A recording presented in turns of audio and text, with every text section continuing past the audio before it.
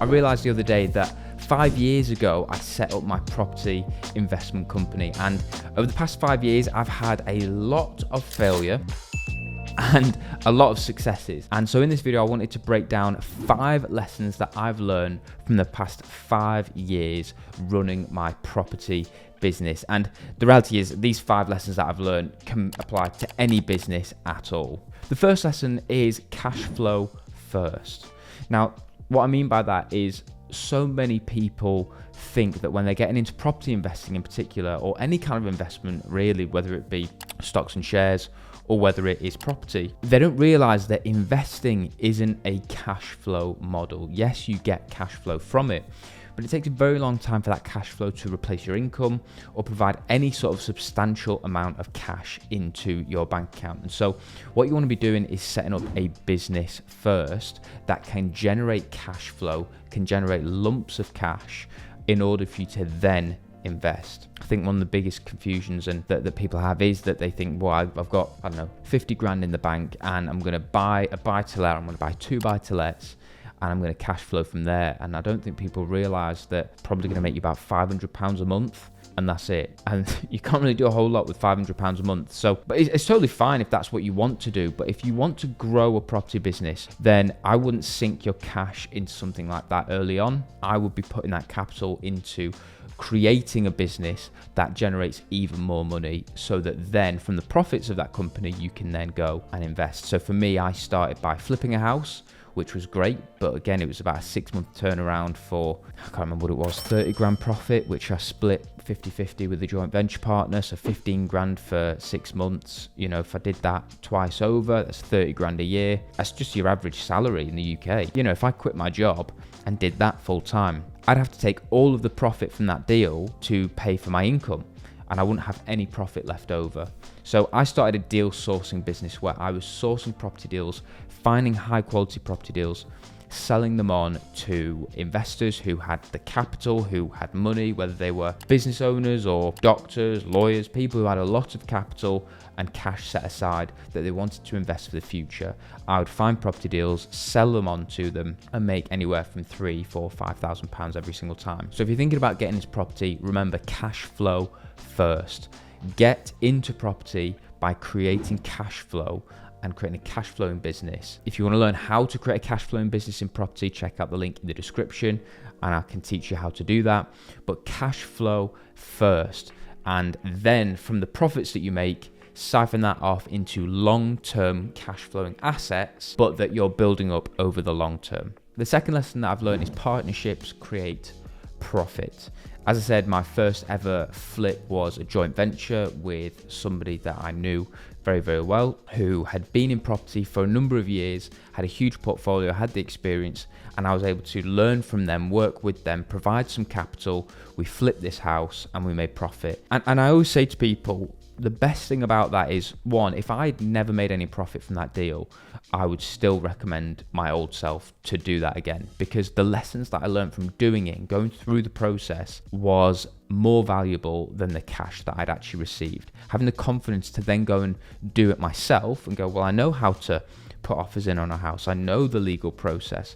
I know how to go through and get my mortgage or finance on that. I know how to raise capital from investors. I know how to manage a refurb. I've learned all those lessons. So if I'd made no money from that first ever deal, the fact that I was able to partner with somebody who had the experience and I learned from them, that was more valuable than any cash I could have received from that deal. And people always say as well, if you want to go fast, go alone. If you want to go far, go together. And I think actually the reality is you can go faster and further if you go as a team. So if you have good people around you that you can bring with you, that you can help complement you, if you have a good accountant, if you have a good builder, if you have a joint venture partner, if you've got a good team around you, it means that you're able to do more with less time. So you're able to go faster, but it also means you'll be able to go further because you're less likely to make mistakes because you've got experts in each field helping you through that process. So building out your team, working with people, partnering with people is such a good way to make more money and make more money quicker. The third lesson is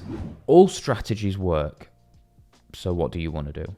I suppose the point is that when I first started in property, I sat down with somebody who was supposed to be my mentor, and I said to them, what property strategy should I do? And they just turned to me and said, well, you tell me what you want to do. And to be honest, I was a bit taken back, because I thought that they were going to explain to me the different strategies available, the pros and cons, and all of that stuff. And they kind of just left the ball in my court. And I ended up spending about 12 months just chasing my tail, running after 100 different ideas. I went down 3 or 4 different property strategies before I settled on one. And so what I would say is that any strategy will work. So you just got to decide what you want to do. If you've got money and you want to go and start developments, then do it. But if you want to create a cash flowing business of Airbnbs where you're doing rent to rent because you're strapped for cash, then do that as well. Or if you don't have a lot of capital, but you want to start flipping houses, you can still do that. People seem to think that if you've not got the money, then you have to do one strategy. If you do have the money, then you have to do another. The reality is you are able to build whatever you want if you put your mind to it. And I don't really talk about mindset a lot on this channel, but genuinely, if you can shift your mindset, you can actually do anything. Any property strategy you want. I know people who have done flips, they've done multi-million-pound development sites, and they've had no experience and no capital. They've had to go and raise the capital themselves. They've had to go and find a good build team, find an architect. They pull the team in to make it happen. And the reality is, any good business owner, any good property investor, they're not the ones doing all the work. They're the ones bringing the team together to make it happen. So regardless of where you're starting from, it doesn't really matter. If you want to start building a cash flowing business and you want to start sourcing deals and you want to get quick capital, then great, do something like deal packaging or rent to rents. If you want to create cash flow and you don't want to have to put much money in, then you do rent to rents. Or you could do service accommodation where you're buying property, except you bring in a funding partner, a JV partner who's going to put the money in, you do all the work. There's actually endless opportunities if you just flick your brain into thinking anything is possible, because I've seen anything is possible. Regardless of where you've started, regardless of where you are now, you actually can do any property strategy. So just look at them and go, which one do you want to do? And put your mind to it. You can make it happen. The 4th lesson is around the value of money and how much you actually value money yourself. And even looking into what even is money. Like, so many people don't even know what money is, how it's made, like what involvement the economy has in the grand scheme of things. So many people put way too much value on money. And it kind of falls on from my last point that I made. For me, you should be looking to create value, not create money. Because if you create value, it will open up doors for you to make money. If you become valuable, then people will be able to invest in you. If you become valuable, then people will want to purchase a service or a product from you. If you invest in skills, then you can become valuable. And if you become valuable, you can make money. Nobody is able to make money without offering value to the marketplace. And so the question is, how valuable can you become? A lot of people think to get into property, you have to start with money. If it was up to me, I would not want to start with money if it meant sacrificing knowledge, experience, wisdom, common sense. I would rather have knowledge around the industry, around property, around how money works, around how to manage build teams and all that stuff. I would rather have the knowledge than have the money. And I've been in that situation myself where I've had the knowledge and not the money. And raising capital is so easy when you put your mind to it, especially if you have the knowledge. So it's one of those things that, again, I don't really talk about it a lot on this channel. I try and make things accessible, try and make things quite tactical in the way that I teach things and share things. But genuinely, your mindset and the way that you think makes such a big difference. And the way that you perceive money will significantly indicate to me where you will end up in this industry. The people who are doing the biggest things are the people who focus on investing in themselves, investing in becoming more skillful, more experienced, getting around good people. That is where most of your leverage comes from. I would rather be flat out broke and have the knowledge, the knowledge that I have now to do what I do, than have £500,000 in the bank or £1 million in the bank and no clue, not a single clue. Or I'd have £1 million in the bank and I'd spend half of it on learning. Anyway, that's not the point. The point is, how do you value money, and how are you trying to make yourself valuable in the marketplace? One of the biggest lessons I've learned is how can you make yourself more valuable? How can you increase your knowledge?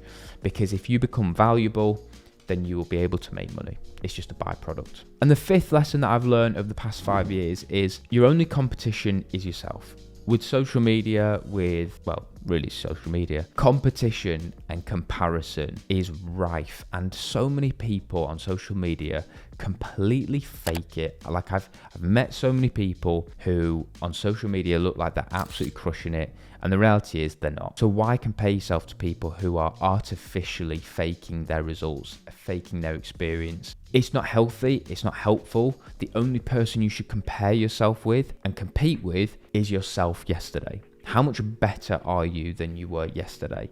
Can you keep improving yourself? Can you keep making yourself better? Because the reality is as well, other people will have started from a different position than you. Other people will have either started in a more privileged position or a less privileged position. And even privilege, is slightly subjective, because for some people, they really thrive off the fact that they had a difficult upbringing that gave them the drive to go out and beat their competition and beat people around them, and maybe being more privileged financially in life makes you more lazy, or there's so many different ways to view it, but ultimately your circumstances are different to other people's. So actually focus on yourself, focus on where you're at now.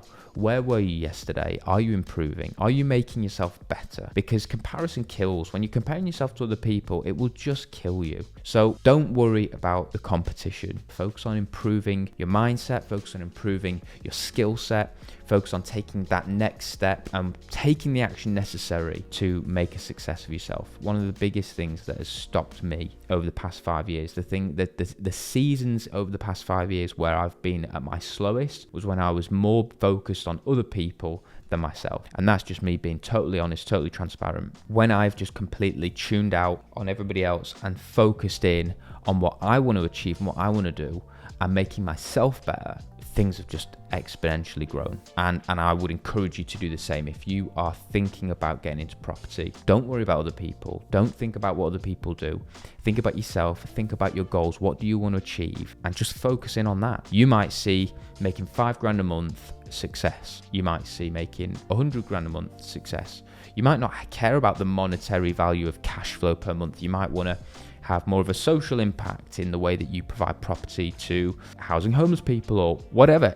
It's totally irrelevant to what other people are doing. What needs to matter to you is what you want, and then just go after that. So those are the 5 things that I've learned. Those are the 5 big lessons. I mean, there's lots of tactical things I've learned. There's lots of other things that I've learned. But when I sat down and thought, what are some of the 5 lessons that I would want to impart to my audience for anybody who is in property or wanting to get into property? What are the 5 things that I would say you need to know? Those are the 5 things. From a more practical point of view, with creating cash flow first, down to like your mindset and how you view money, I think is a really, if you can nail those things and if you can focus on the 5 lessons that I've just shared, I think you'll be setting yourself up for success. For any success that people have, drop them in the comments. I'd love to hear them. Message me on Instagram. I love to connect with people, and make sure you subscribe for more videos. I hope you've enjoyed the video, and I'll see you in the next one.